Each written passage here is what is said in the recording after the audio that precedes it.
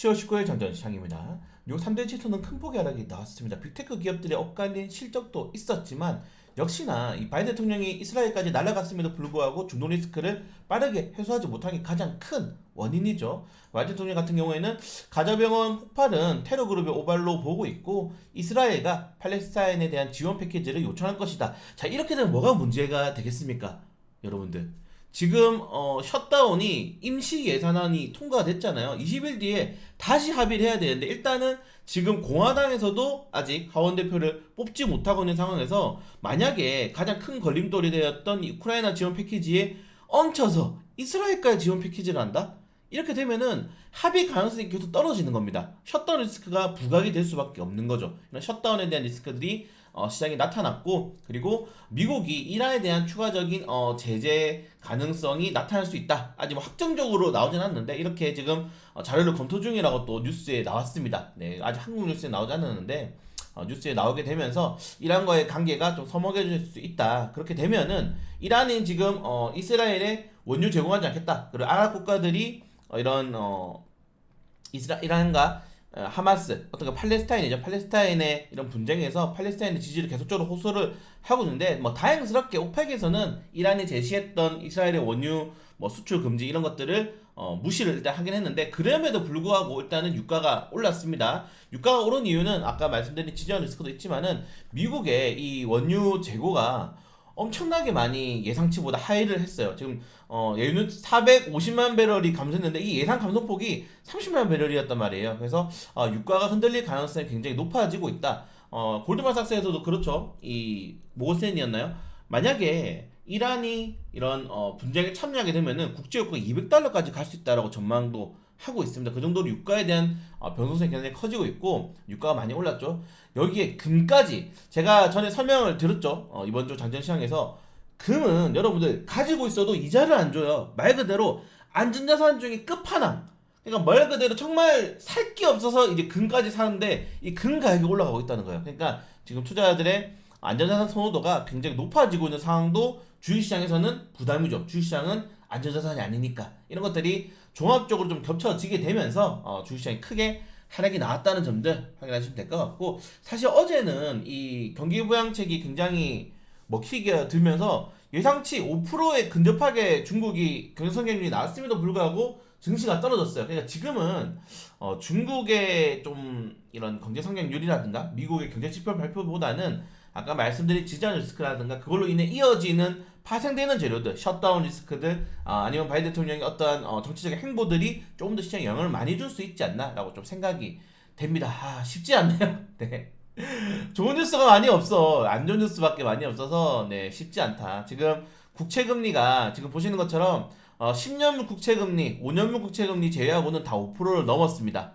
네, 지금 여러분들 미국 국채를 사면 5% 이자를 준다고요. 네, 이게 얼마나 투자자들이 안전자산으로 몰려가고 있는지를 지금 여실히 보여주는 지표라고 보시면 될 것 같고, 유가, 달러, 국채 다 올랐습니다. 오늘 국내 증시 올라간다는 거에 베팅하기가 굉장히 힘든 시장이죠. 네, 오늘도 역시나 부진할 수밖에 없다. 이걸 통해서 우리는 일단 최근에 중앙에너베이스도 그렇고 역배 테마주들 전쟁 테마주를 베팅했는데 오늘 그런 종목들이 좀 올라서 네, 어느 정도 손실을 좀 많이 해줬으면 하는 바람도 있습니다. 네, 그걸 제외하고는 좀 개별적인 이슈들 하나씩 체크해 보시면 될 것 같고, 비만 치료제에 대한 시장의 전망을 계속적으로 확대를 하고 있는 것도 뭐 관련 테마주에 대한 투자를 관심을 가지겠지만은 저 같은 경우는 111 사겠어요.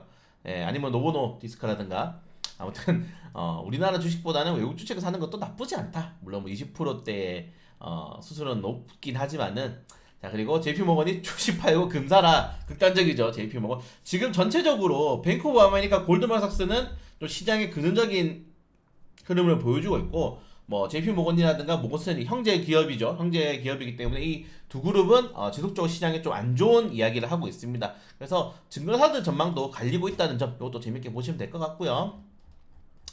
네, 좀 빠르게 넘어가서 뉴욕 증시 종목들이 좀 크게 하락이 나왔는데, 우선 테슬라가 실적이 굉장히 부진하게 나왔습니다. 영업이익률이 1년 전에 반토막이 났죠. 근데 뭐 아시겠지만은 모든 이 어닝 쇼크 이후에는 그래 이제 더 이상 떨어지겠냐 하면서 선반영이다 하면서 이제 또 주가 사고 시간으로 또 올라가는 모습이 나왔는데 테슬라가 하락하는 거는 국내 증시 2차전지에는 그렇게 좋은 흐름은 아니라는 점 좀 확인하시면 될 것 같고 넷플릭스는 이제 시간으로 주가가 추가적으로 엄청나게 많이 올라가는 모습이 나왔습니다. 아 쉽지 않다. 계속 죄송한 말씀을 드리고 싶은데 쉽지 않고 오늘 뭐 정부 부처 일정도 큰 것도 없고 오늘 한국은행이 내년에 CBDC 활용 테스트하기 위해서 올해 이제 연말까지 민간 사업자가 테스트 진행하기로 했죠. 그러니까 여러분들 이렇게 돼야 될 것 같아요.